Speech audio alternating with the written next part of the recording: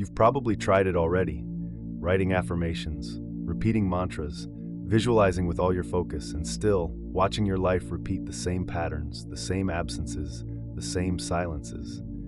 There's a frustration few dare to name, the feeling of being spiritually devoted, yet energetically stuck. It's as if you're doing everything right, but something invisible keeps pulling you back to the same place. The problem isn't your intention, it's your frequency. Because it's not how positively you think that moves the universe. It's how coherently you vibrate. And coherence can't be forced, it must be cultivated. It arises when your body, your mind, and your emotions begin to say the same thing. When the peace you seek outside begins to take root inside you. Bruce Lipton teaches that we carry, in our epigenetic field, unconscious beliefs shaped by experiences, traumas, and memories that mold our cellular environment. And this internal, silent environment is what determines the vibration that the quantum field interprets as your true request. Greg Braden adds, "The field doesn't respond to occasional hope. It responds to sustained vibrational coherence. The universe doesn't understand desire. It understands frequency. If your thoughts are seeds, your emotional body is the soil. And no matter how pure the seeds are, if the soil is hard, dry, blocked by unprocessed emotions, they won't sprout. The field listens to what is rooted, not what is merely wished for. You are not failing. Maybe you're just trying to plant light in a soil that still needs to be gently transformed from within. Sometimes you look at your own life and ask yourself, why am I still here? Why, even after trying so hard, am I still living the same pain? And maybe the answer lies in something you can't see, but that vibrates. Something operating beneath the level of thought.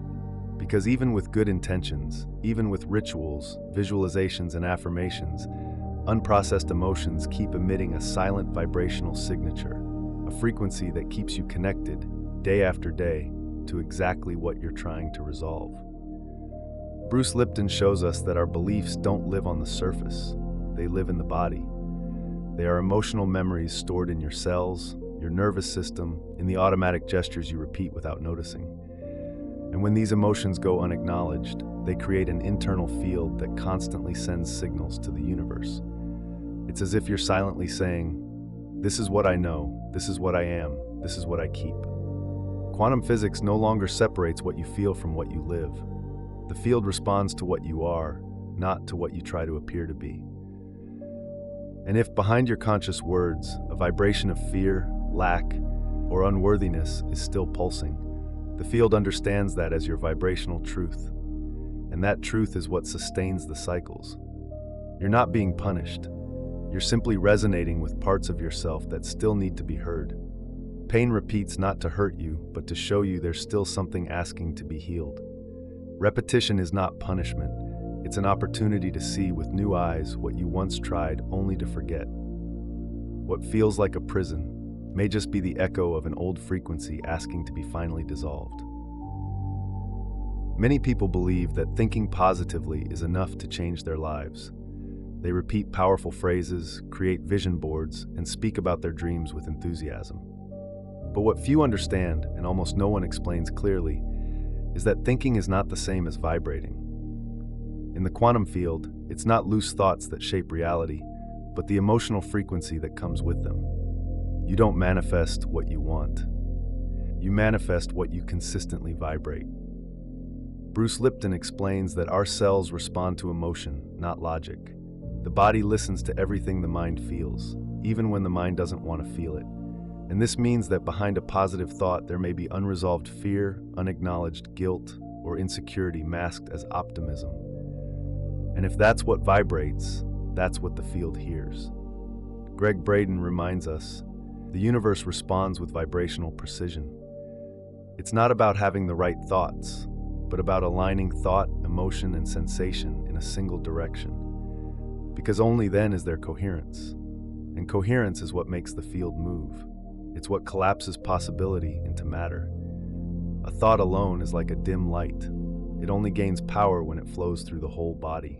Many people become frustrated with the law of attraction because they don't understand this subtle but profound difference.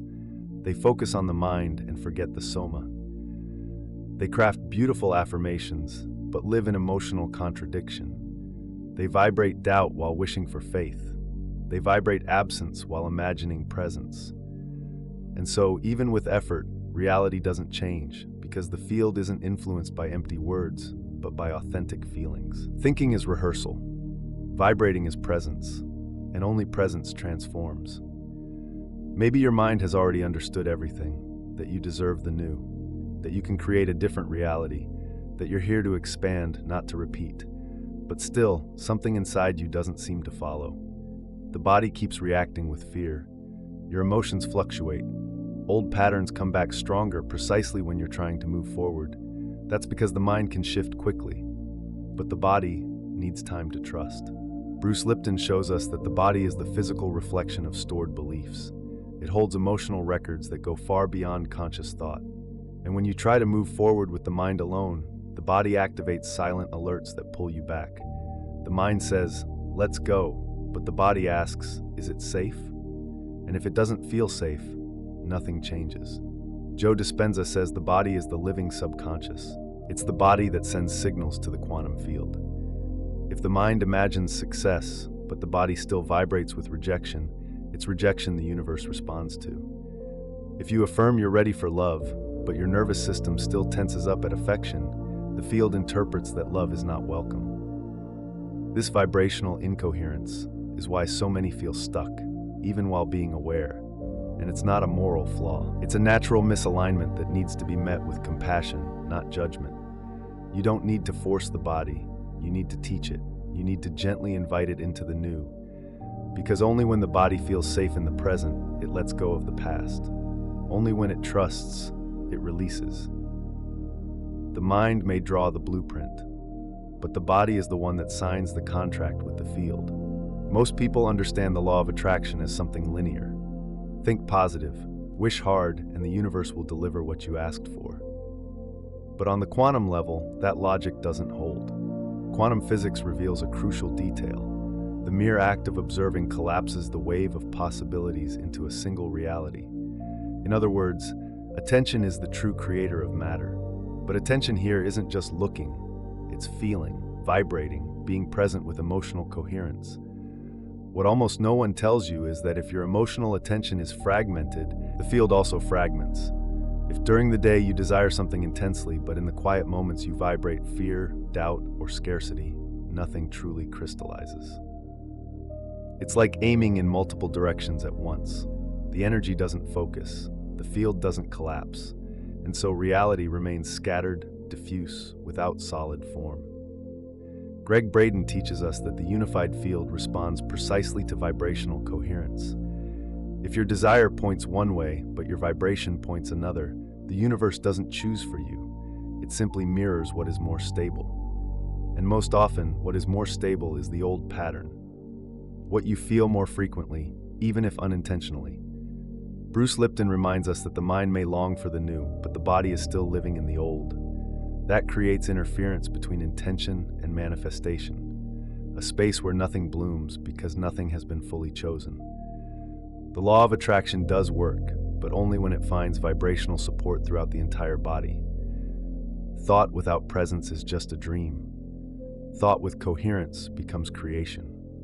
So instead of forcing the mind to desire harder, perhaps the real path is to become still and observe how you are desiring. Because what collapses reality is not the wanting, it's the emotional state that sustains the wanting. Emotion is the invisible gaze that shapes the quantum world around you, and the universe always responds to your most constant gaze. Transforming your vibration isn't about effort, it's about presence. And presence in this context means being fully attuned to what you feel, what you think, and what you allow yourself to vibrate. When you desire a new reality, but still carry the emotional weight of the old one, the field becomes confused. That's why the practice must begin within and begin simple. The first step is to recognize the unconscious emotional pattern, that emotion that shows up uninvited: fear, scarcity, rejection, guilt. Don't fight it, just observe, name it. Say, "I am feeling fear right now." This act of naming brings awareness into the body, pulls the emotion out of autopilot, and opens space for something new. The second step is to breathe deeply to interrupt the loop. When the old emotion arises, pause, breathe, 3 times, slowly. Breath interrupts the reactive circuit and teaches the body that it's possible to remain present, even when it feels.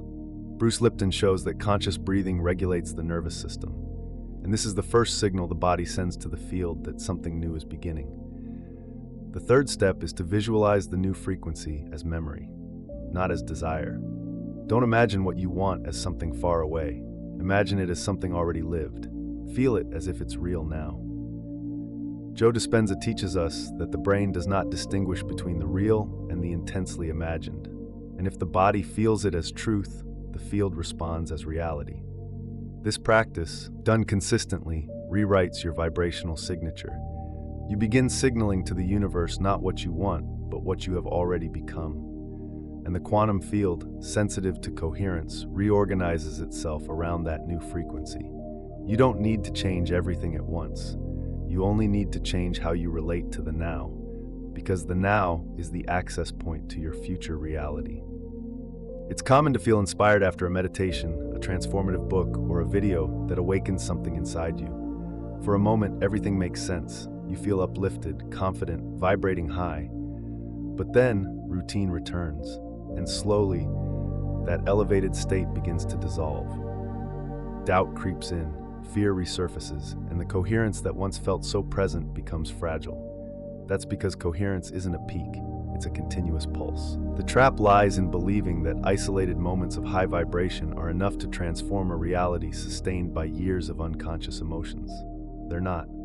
As Bruce Lipton explains, your biological system operates mostly from automatic programs. Old emotions, repeated over time, have become a stable internal environment, and the quantum field responds to stability, not momentary intensity. Gratitude, trust, self-love, they can't just show up for a few minutes. They must be cultivated in the silence of ordinary days, in the waiting, in the tiredness, in the repetition. Because it's there, away from the stage of inspiration, that your frequency becomes real. Greg Braden reminds us that coherence is the synchrony between heart, brain, and emotion. And that synchrony needs consistency in order to become a language the field can understand. Visualizing for 5 minutes and then spending the rest of the day complaining, doubting, or self-sabotaging won't collapse a new reality. The universe doesn't respond to your best moment. It responds to your most habitual state, to what you offer unconsciously, to what you feel without even noticing. So remember, coherence isn't about perfection. It's about conscious, repeated, gentle choice. Don't blame yourself for wavering. Just return. Begin again. Because the more often you return to your desired frequency, the more your body learns that this state is safe. And when the body feels safe, the field reorganizes. There is an almost invisible moment in the process of transformation. That instant when something new is about to happen. You can feel it, sense it, almost touch it. But suddenly, an impulsive gesture, an unexplained decision, an emotional setback, and it all seems to slip away. Have you ever experienced that? Been one step away from something greater, only to feel something inside pulling you back? That is vibrational self-sabotage. And it doesn't happen because you don't want the new, but because your body, still tied to an old identity, perceives the new as a threat. Bruce Lipton explains that deep-rooted beliefs, anchored in the nervous system, act as survival mechanisms. Even when they're limiting, they're familiar. And to the body, familiar means safe. In the moments right before a major change, your internal system goes on high alert. Old fears resurface. Doubts intensify. Emotional tests show up. And that's when many people retreat. They return to old patterns because those patterns offer a strange kind of comfort, the comfort of the known. Greg Braden reminds us that the quantum field faithfully responds to what you consistently sustain. And more often than not, the old identity has more practice holding the signal. This isn't weakness, it's programming. Your body learned to operate within certain emotional boundaries. When you expand, it hesitates. But that hesitation isn't a sign of failure, it's a sign that the timeline is shifting.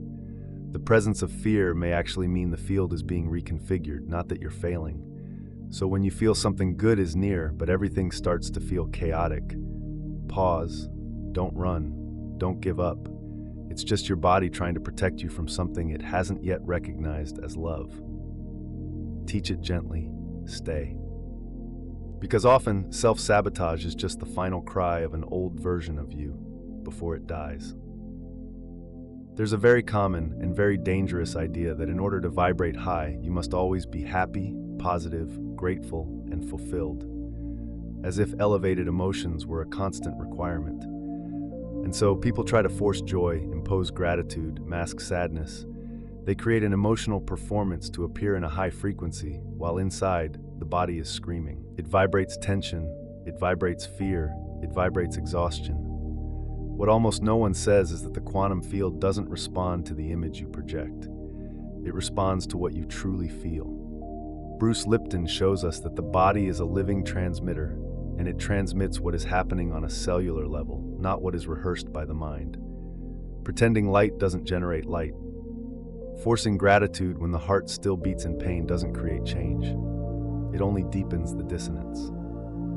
Joe Dispenza reminds us that the body needs to feel safe in order to accept a new reality. And safety doesn't come from effort, it comes from permission, from listening, from gentleness. When you allow yourself to feel what you feel without judgment, the body relaxes. And in that relaxation, it creates space for a new frequency to enter. True high vibration isn't a performance. It's a quiet alignment between what you feel, what you think, and what you allow. Real joy isn't shouted, it's felt softly in the chest. Authentic gratitude isn't forced, it's whispered by the body when it finds peace in the present. Positivity isn't about denying pain, it's about moving through it with awareness, without getting lost. Vibrational coherence isn't measured by euphoria, it's measured by truth. And the quantum field will always respond to your deepest truth, even if you try to hide it from yourself. Imagine for a moment that your consciousness is like a radio, an internal receiver that is constantly picking up and transmitting frequencies. Every thought, every recurring emotion, every sensation you allow to grow inside you is a station.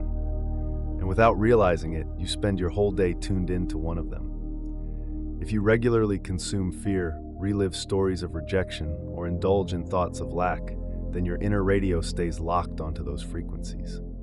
Even if you try to change the station for a few moments through a positive affirmation or a short meditation, the main dial remains stuck on what is most familiar, and the quantum field, like an ultra-sensitive mirror, keeps reflecting signals from that same station. Bruce Lipton says your internal environment, made of beliefs, emotions, and expectations, is the primary influencer of both your biology and your reality. And if that environment vibrates with worry, insecurity, or self-sabotage, that is the signature the universe picks up. Greg Braden adds, the field doesn't create from nothing. It responds to your coherence. In other words, it amplifies what you consistently sustain, not what you occasionally wish for. It's common to seek abundance while feeding on a daily emotional diet of fear. It's common to crave love while tolerating relationships built on absence. It's common to desire expansion while living in the frequency of contraction. And the field, silently, simply mirrors the station you stay tuned into. The first step to changing your reality isn't shouting for a new one. It's noticing where your vibrational dial has been left resting. What emotion has become your daily background music? What thought has been the backdrop to your presence? You are not waiting for life to change. You are, perhaps unknowingly, listening to the same song, day after day. Sometimes, subtle changes begin to unfold, and you don't even notice them right away. An unexpected meeting, a sentence that touches you differently, an old problem that suddenly seems to lose its weight. Small signs, little coincidences, quiet pauses, and it's easy to dismiss them, thinking they're just random events of life. But on the quantum level, nothing is random. Everything is resonance. When your inner field starts to shift, not just in thought, but in deep emotion, the external field begins to respond gently, not with fireworks, but with synchronicities, with flows that previously didn't align, with subtle invitations from the universe saying, "I heard you."